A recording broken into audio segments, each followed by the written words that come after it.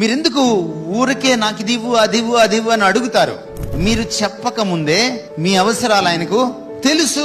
నేను అప్పుడప్పుడు గృహప్రవేశాలకు పిలుస్తారు నన్ను. గృహప్రవేశానికి పిలిచిన వాళ్ళు చెప్తుంటారు, అయ్యా 4 ఏళ్లు కన్నీళ్లతో ప్రార్థన చేస్తే ఈ గృహం వచ్చింది. ఎందుకు అన్ని కన్నీళ్లు దేనికి? ఏం గృహం లేకపోతే చచ్చిపోతావా? అద్దిల్లు లేవా? చెట్టు కింద ఉండాలా ఏమిటి?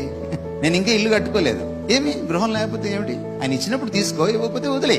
దానికి కన్నీళ్ల ప్రార్థన అక్కర్లా. కన్నీళ్ల ప్రార్థన దేనికి కార్చాలంటే నీ బిడ్డలు బాగుపడాలని. నీ బిడ్డలు పెద్ద అయిన తర్వాత వాళ్ళు దేవుడి నుంచి తొలగిపోకూడదని, వాళ్ళు సమాజానికి పనికి రావాలి, దేవుడికి పనికి రావాలి, నీకు పనికి రావాలి, కుటుంబానికి పనికి రావాలి. పిల్లల కోసం ఏడవండి కావాలంటే.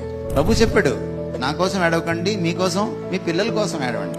ఆయన మనకి దయచేస్తాడు. మన ఆశలన్నీ ఆయన తీర్చకపోవచ్చు, కానీ మన ప్రతి అవసరాన్ని ఆయన తీర్స్తాడు. God meets our needs, not our greeds.